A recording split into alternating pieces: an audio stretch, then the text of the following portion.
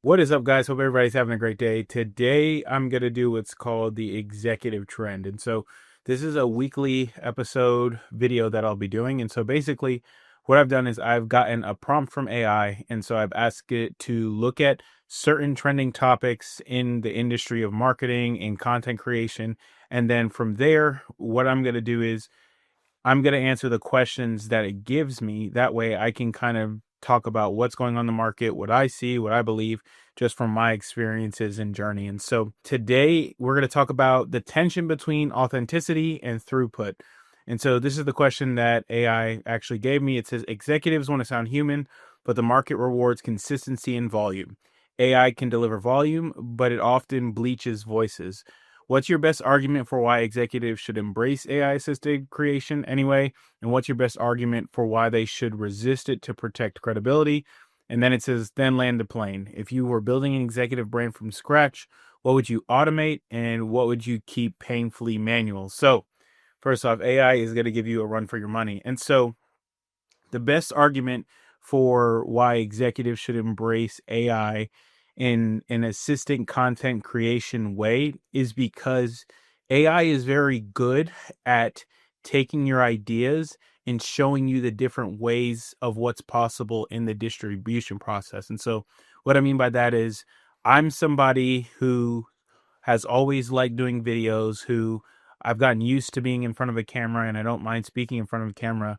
But on the flip side, I also like writing, but writing is very time consuming. And so if I can take a video, and this is something I would recommend to any CEO or executive, if I can take a video and then convert it into an article, I can now do that in seconds based off of what AI gives me. And so one thing that I would believe is an important argument for AI assisted content creation is the fact that you can take your voice and you can take your strength and you can distribute your content in different ways. So if you're somebody who likes writing, well, now you can take those scripts and create AI videos, and vice versa. Like I said before, if you're somebody who likes videos and you aren't the best at writing, now you can take what you know and turn it into written content. And so that's the side for the best argument as to why AI content creation assisted is important. And the best argument for why you should resist it to protect credibility is only because of the fact that right now in the industry, everybody's doing it. And so I think what happens sometimes is people jump onto trends. And so AI is something that's not going away. I think a lot of people view AI like the internet. I personally view it, I heard somebody say this, and I agree with them. I view it like electricity because it's going to change the way that we view the simple things in life just because of how innovative the technology is. And so, on the flip side, the reason why you would resist it to protect credibility is because everybody's doing it. I know, just like you know, that we are now seeing the age of AI content creation all over social media. And there are videos that we see that portray something. And before, it was harder for people to tell it was AI.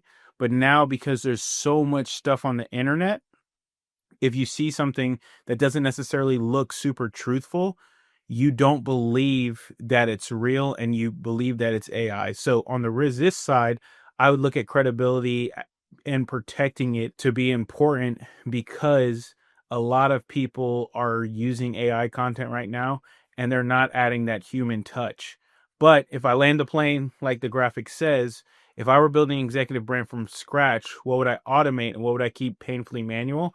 I would keep the stories and the credibility 100% manual and your expertise, but I would automate the ideas that I need to talk about, and then I would automate the distribution. So if we look at it holistically, if I'm a CEO or executive, and let's say I'm in the HVAC industry, and so if I'm a CEO of an HVAC company, there's certain things that people are asking about from a thought leadership perspective for me to talk about, whether it be pricing, whether it be where the market's going.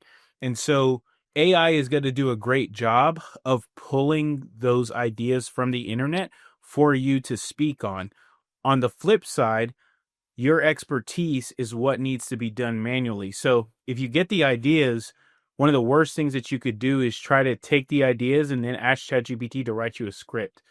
one of the best things you can do is you can take the ideas that ChatGPT is giving you, and then you can answer them with your own expertise and knowledge. Because if there's one thing I've learned, it's that your knowledge and your expertise is what makes you different from everybody, right? Because what's on the internet right now, especially with AI, is a lot of commoditized ideas. But if you can show people how you've applied it in your life, and you can show people how you've used your expertise to be successful, that's always going to separate you. So I would get those ideas, and then I would speak on my expertise.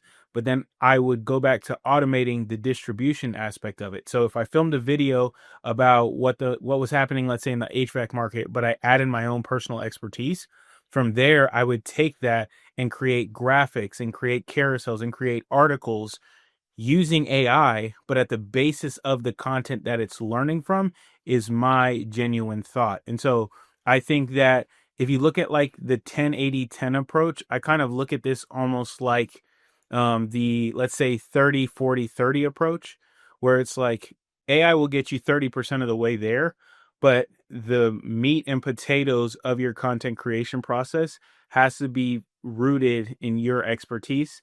And then the last 30% can all be done by AI, because it can take the videos that you create and turn them into articles. It can turn it into newsletters. It can turn it into graphics.